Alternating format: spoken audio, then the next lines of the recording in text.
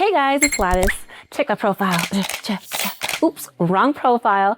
We're supposed to be getting to utility profiles today. But before we go there, ever lay down to get your lashes done and after she tapes your eyes shut, she just walks away for 4 songs? You're lying there, confused, wondering if you're gonna get robbed and questioning why you put Mariah's GTF on loop. Even though it's the most underrated album ever, you feel terrified because you are completely blind. Well, that's exactly how people are currently installing utilities in places like Broward County. And when they guess wrong, high pressure water mains burst, gas lines explode, entire neighborhoods lose drinking water for days, and your tax dollars pay for $1 million emergency repairs.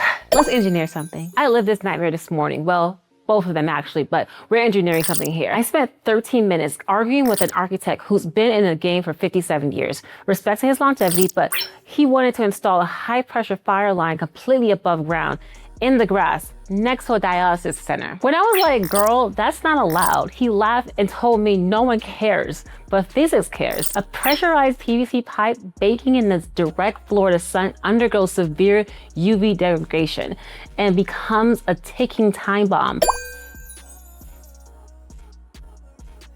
Plus, it's a massive tripping hazard. He kept trying to brush me off and called me honey. So I said, listen, honey dick. He got so offended. I was like, oh, my bad. I thought we would call each other cute, condescending names. He gave up and we agreed to bury it. But burying it is exactly where the chaos starts. Let me tell you exactly why the underground is such a blind, tangled mess. We have to go back to New York City in the 1880s. At this point, electricity and telegraphs were first invented, and for the ease of installation, we strung all the wires overhead. It looked like a dystopian spiderweb. But down on the ground, the city was treating the roads like an unhinged science experiment. They had a mix of old school cobblestone, dirt, and those very first experimental asphalt strips they started testing in 1871. And you watch my asphalt video, you already know the thermodynamics of what happened next. During the Great Blizzard of 1888, temperatures dropped below 0. Ice got into the cracks of the cobblestone and that experimental asphalt. The ground froze and expanded,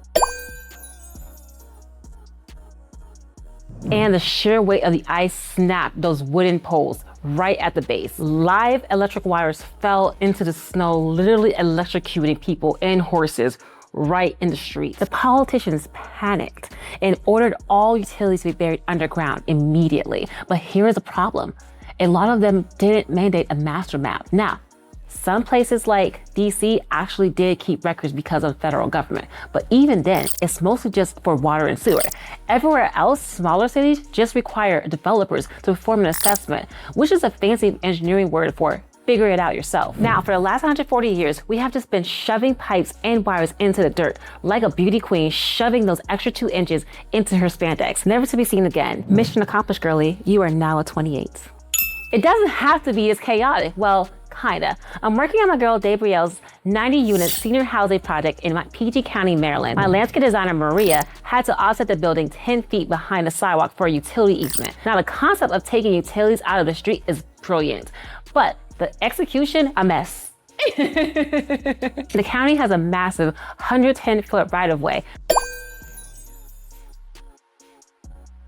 but they force developers to put the easement on their own private property. You can't even put it under the sidewalk. And the kicker, half the time they don't even use it. It just sits there on paper. But down here in Florida, we don't even try. We cram lines under the roads or snake them through random dirt. This is incredibly dangerous because underground utility lines have strict hierarchy rules. Sanitary sewer lines must always be installed at least 12 inches below potable drinking water so raw sewage doesn't leak into our drinking supply. And because Florida is flat, our sanitary lines are often highly pressurized force mains. When we bury a pipe, we are legally supposed to draw a utility profile, a 3D collision map. But places like Broward County, they just want a simple 2D line drawn on a plan.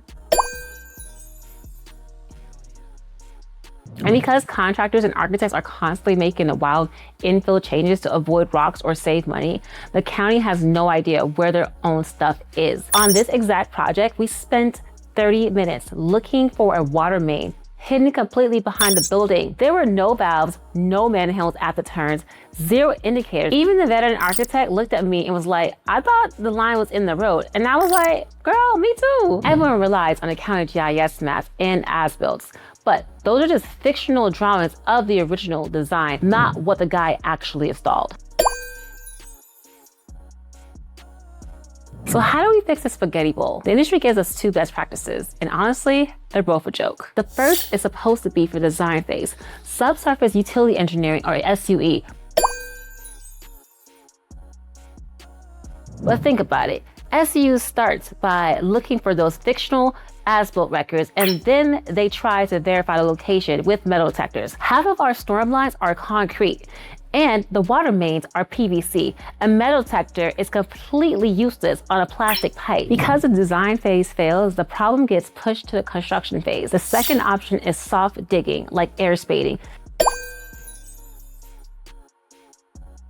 Since maps and metal detectors don't work, the only way to protect my PE license in the field is to have the contractor trench a hole and literally blow the dirt apart with supersonic air just to see what's down there. But you can't air spade an entire route during design. It is painfully slow, expensive, and just a massive band-aid. So there you go. We did examine the absolute best solution the civil engineering industry has to offer and proved exactly why they don't work. We need a completely new standard. Imagine underground infrastructure where you never have to guess, never have to rely on useless metal detectors, and never have to dig blindly into the dirt ever again. There's a much better way to engineer this chaos, but my lawyer is watching, so I'll leave it at that. Stop digging blind. Let's engineer a better foundation.